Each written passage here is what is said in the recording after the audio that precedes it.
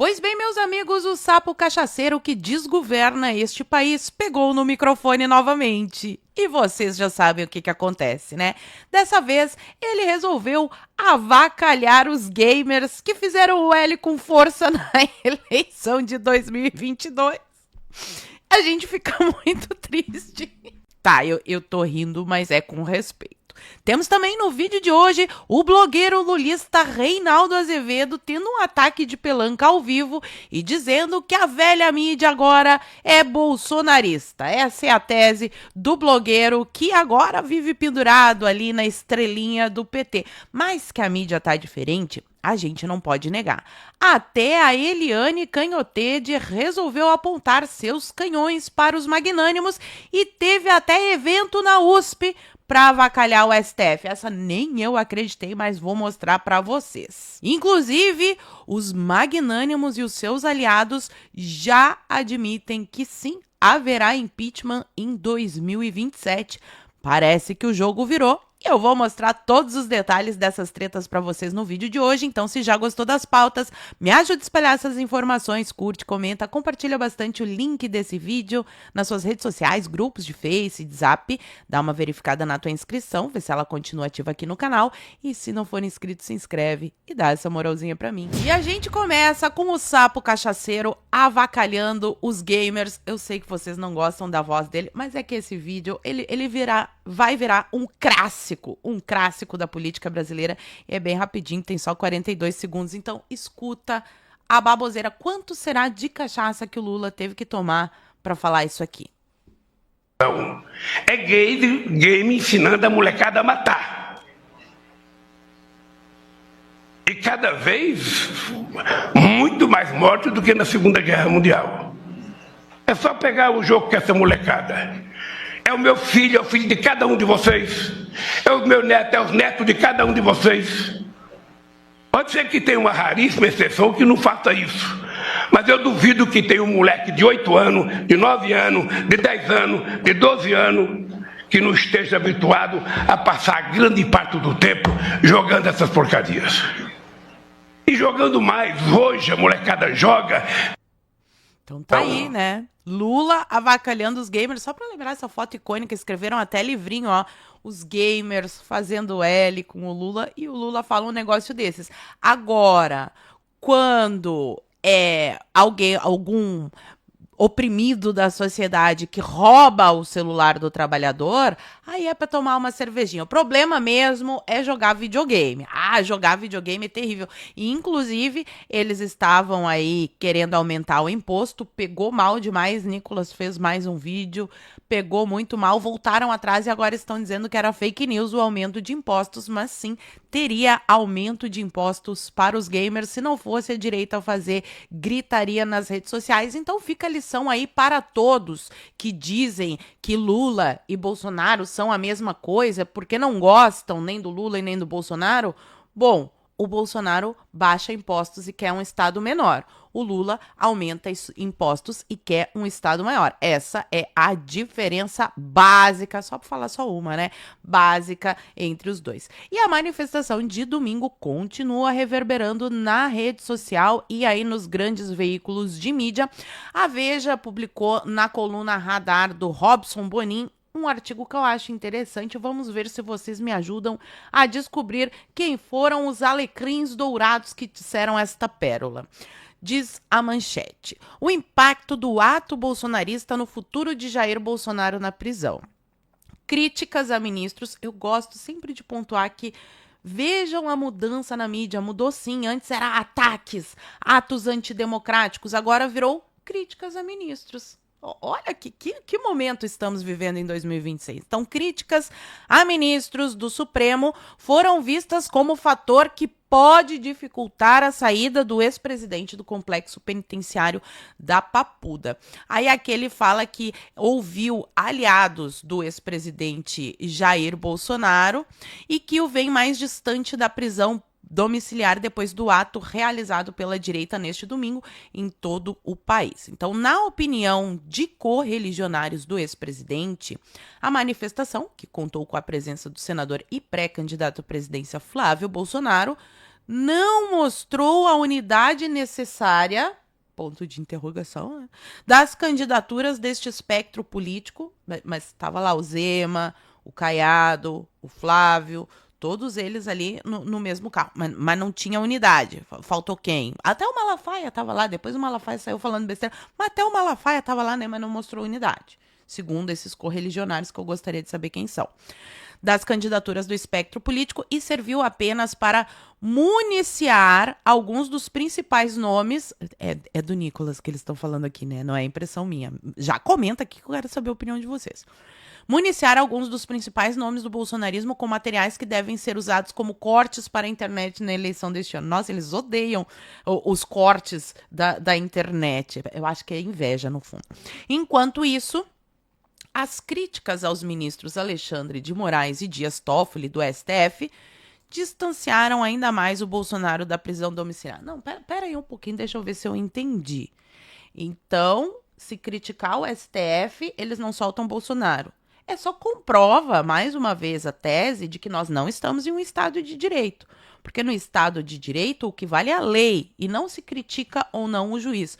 Quando isso vira um problema, é porque o julgamento é político. E aí, aprendam, queridos alecrins, se o Bolsonaro criticar ou não criticar, a pena dele vai ser a mesma. Se o Bolsonaro criticar ou não criticar, o Moraes vai querer deixar ele o máximo de tempo lá na papuda. O que pode virar o jogo é a opinião pública entender os abusos do STF. E isso só vai acontecer se a gente continuar criticando o STF. Aliás, agora, na minha opinião, a gente tem que aproveitar o bonde, porque até a mídia está apontando seus canhões para o STF. Blogueiro bolsonarista aqui, ó, blogueiro lulista, bolsonarista não, blogueiro lulista, Reinaldo Azevedo, tendo um ataque de pelanca e dizendo que agora a grande mídia é bolsonarista. Presta atenção nessa pérola. Nunca houve um momento em que a imprensa estivesse tão alinhada com o bolsonarismo como agora. Presta atenção no que eu vou dizer aqui para não parecer que... Não estou dizendo que tem ninguém conspirando contra nada. Estou dizendo que existe uma agenda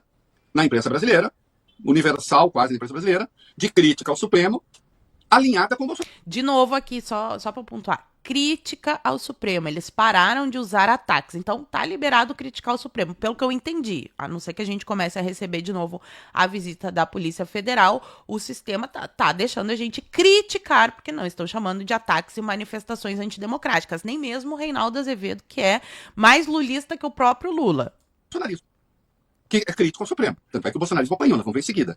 Essa conjugação nunca houve. O bolsonarismo sempre foi hostil à imprensa. Já tem algum tempo que se aproximou, mas de qualquer modo, a relação era de hostilidade, no geral.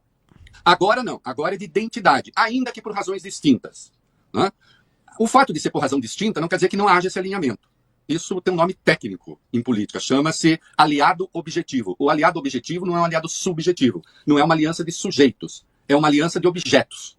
Né? Então, o Supremo hoje é um objeto da crítica, muito dura, da imprensa, de maneira geral, e o Supremo segue sendo, desde sempre, um objeto da crítica dos bolsonaristas. Então, há essa aliança objetiva a partir dos objetos, e não subjetiva a partir dos sujeitos. Pelo menos, em alguns casos, não, em outros sim, mas, em regra, não. E, no entanto, o público não apareceu. Eu ficaria um tanto preocupado. Agora, as pesquisas têm sido muito favoráveis ao Flávio, e quem me acompanha desde sempre sabe que eu antevi lá atrás que seria, né? Não teriam nem como não ser. Né? Então, ele está dizendo aqui que a manifestação não teve muita gente, embora eu discorde, teve sim bastante gente. Tenho minhas críticas a esse modelo comício, onde só os políticos falam. Sinto falta daquelas manifestações estilo 2013, vários caminhões na Paulista, muita gente de todos os espectros, né, da internet, diversas personalidades falando. Agora a gente tem um modelo mais assim, um caminhão só os eleitos, só a galera do partido, e isso não é bem uma manifestação, é um comício. Cada um tem o seu papel. Mas, assim, o que é interessante aqui a gente notar é que realmente a mídia está apontando seus canhões para o Supremo. Depois que prenderam o Bolsonaro, a coisa mudou, provando aquele ponto que a gente sempre falou desde 2019, quando foi aberto o inquérito das fake news, de que o pessoal da direita estava sendo perseguido por criticar o Supremo. Aliás, muita coisa que eu uso hoje no UOL, na Globo, é exatamente igual ao que a gente falava e foi parar em inquérito, e teve busca e apreensão em casa, teve gente que teve que sair do país, perdeu o passaporte, contas bloqueadas. Agora os jornalistas da velha mídia falam essas mesmas coisas. Um exemplo aqui é Eliane Canhotede. Eliane Canhotede escreveu esse artigo aqui segunda-feira para o Estadão, que é assim, vamos ver a Canhotede de 2026 versus Canhotede de 2023. Aqui ela escreve: até quando o Supremo vai se lambuzar numa pizza mal assada? Há uma tentativa de negociação entre STF, Congresso e Planalto que passa por emendas, penduricalhos, Banco Master e INSS. Então aqui ela está reclamando desse escândalo que não tem como esconder. O escândalo do Banco Master é grande demais para ser escondido, vai respingar sim em muita gente. Vou continuar acompanhando, mas ela está aqui horrorizada. Ai meu Deus, os excessos do Supremo. Só que em 2023, a dona Canhotede estava escrevendo o seguinte: o 8 de janeiro foi uma tentativa de golpe, com um cara vendendo algodão doce lá no meio, super violento. As punições são exemplares e estão só começando. Aquela vibe do Xande, né? Tem muita gente para prender, tem muita multa para aplicar. Não foi isso que ele falou? Aí ela dizia aqui que as provas geradas são abundantes, são geradas pelos próprios réus e o julgamento não é individual, pois é um crime de multidão. Sensacional. Ela achou lindo um julgamento que não é individual, o que mais uma vez prova o ponto que não estamos em um Estado de direito, porque a responsabilização penal ela deve ser individual e o julgamento em lotes é coisa de regime autoritário. Aplaudiu, agora, oh meu Deus, o Supremo não para, por quê? Por que será? E sobre esse acordo aqui, inclusive o Valdemar deu uma entrevista e eu achei muito interessante isso aqui que ele falou, vamos escutar juntos. Tem uma proposta essa semana, mas eu não tenho como fazer. Eu falei com o Rogério Marinho, eles querem botar dosimetria desde que não faça a CPI do Banco Master no Senado. Quem é o Alcolumbre? O Alcolumbre é um deles. Mas ele não quer a CPI do Master? Mas assim, Lógico abertamente? que não. Lógico que não. Por quê? Porque o atinge. Não atinge meio mundo. Aí eles fariam anistia. Mas não temos condição, porque eles já fizeram vários acordos com a gente para botar dosimetria e tudo mais, e eles não conseguem cumprir. O senhor está tranquilo com ela? Pelo menos agora o Valdemar caiu na real que não são cumpridos os acordos que são feitos com a direita, né? Porque eles prometem, acendem uma vela para Deus e outra para o diabo. Então o Hugo Mota se elege dizendo que ia botar anistia para votação para ganhar o voto da galera bolsonarista e disse que não ia botar anistia para ganhar o voto da galera petista. No fim, foi uma luta até conseguir aquela porcaria da dosimetria, que não é o que deve... Pelo certo tinha que ser anulação, né? Mas enfim, foi uma luta para conseguir a dosimetria, agora tá lá o veto, e o Alconhonho com suas nádegas em cima deste veto, porque ele precisa convocar uma sessão do Congresso. E no momento que ele convocar a sessão do Congresso, ele é obrigado a instaurar ali a CPI do Banco Master, e é por isso que ele está adiando, porque vai sim atingir meio mundo, em especial os ministros aí do STF. E a coisa tá tão feia, mas tão feia, que até a USP... Gente, a USP! Cartinha pela democracia! Agora eles estão fazendo evento para bater nos magnânimos. Ato na USP tem críticas a Toffoli. O Toffoli é o principal da mira. Gente, assim, ó, o Moraes tem que sair, mas o Toffoli também não é santo. Foi ele que começou o inquérito. Então, se a mídia tá batendo no Toffoli, vamos aproveitar esta onda, né? Por alguém a gente tem que começar. Ali são vários problemas no Supremo. Mas então, o ato na USP tem críticas a Toffoli e defesa do Código de Ética do STF. O evento é marcado por leitura de carta. Agora vocês fizeram uma carta antidemocrática, porque atacar o STF não era antidemocrático. Fizeram a carta pela democracia, agora a USP virou antidemocrática. Olha como o jogo tá virando. A presença de organizações da sociedade civil e da iniciativa privada. A mensagem cita suspeitas e diz que o código é indispensável para o fortalecimento da confiança da sociedade. Eu só acho que, assim, o código de conduta, eles não vão respeitar mais o código do que a Constituição. Pela Constituição já eles não poderiam estar fazendo esses contratos, escritórios de parente advogando, tudo isso daí não deveria poder. Eu acho que o código não vai ser suficiente, vai ter que ser um impeachment, que eles já admitem, eu vou falar para vocês. Mas aqui também é um problema que todo mundo entende, é um excelente argumento para a gente usar aí nas nossas conversas cotidianas. Vocês sabiam que a Justiça do Brasil, além dos contratos milionários, escândalo do Banco Master, que está envolvido no roubo dos aposentados, está tudo ligado. A Justiça do Brasil é a segunda mais cara do mundo. Ela consome 1,3% do PIB. É a segunda justiça mais cara do mundo. Regalia sendo paga com o dinheiro do pobre, que paga imposto toda vez que vai comprar pão no supermercado. Eles comem caviar, comem lagostas, tomam champanhe, enquanto a gente tem a conta de luz custando o dobro para financiar os luxos. Então isso daqui também tem que ser repensado e reformado. Agora vamos aqui para Flávio Bolsonaro, que fez mais uma jogada muito interessante e agora ele virou advogado do Bolsonaro no Supremo. Ele fez a petição, né? Caso a petição seja aceita... Só um parênteses aqui, né? Assim, na democracia de verdade, no Estado de Direito, o juiz não escolhe o advogado do réu. Então, o Alexandre de Moraes não tem que aceitar ou não aceitar. Ele só tem que ser informado que agora tem mais esse advogado. Mas talvez ele negue. Já vou explicar para vocês.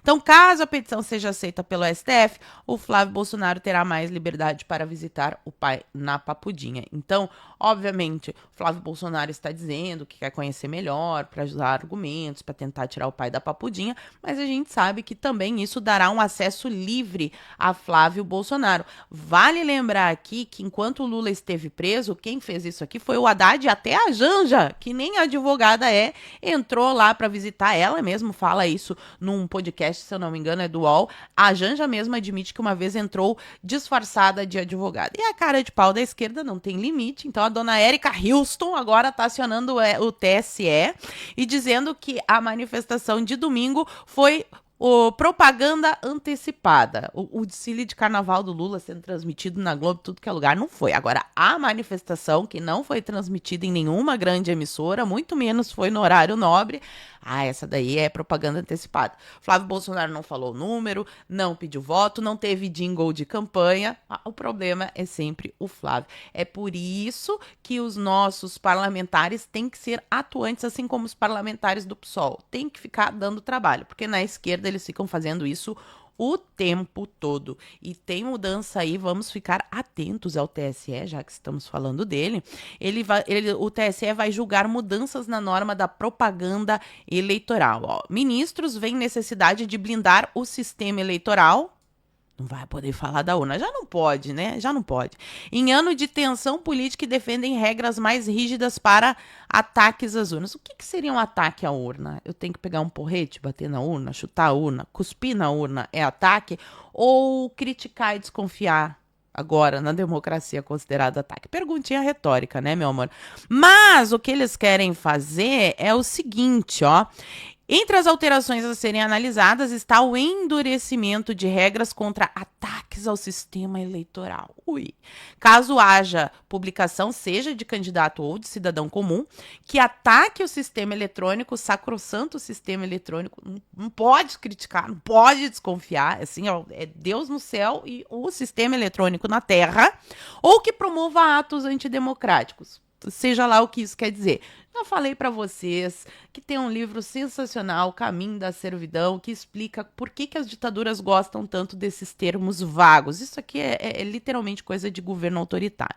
Então, o que eles querem? Qual é a mudança? A rede social, onde o conteúdo for veiculado, deverá torná-lo indisponível, derrubar a postagem, pelo menos não é o perfil inteiro, né? Mesmo sem ordem judicial, medida que antes dependia de decisão judicial. Eles querem mais censura. Mas pra gente fechar aqui com uma notícia boa, até os aliados dos magnânimos já admitem que 2027 vai ter uma virada e que vai ter impeachment. O clima tá todo desenhado aí, né? A direita está com a faca e o queijo na mão e eu espero que aproveite essa oportunidade. STF já admite em conversas reservadas que haverá impeachment em 2027. Quem traz a matéria é o Cláudio Humberto, do Diário do Poder. Com desgaste reputacional do STF, a conclusão dos seus ministros é que a situação virou. Viu? Não sou eu, não estou exagerando. A corte perdeu o apoio da mídia tradicional. A gente está vendo isso também. E a indignação superou o medo.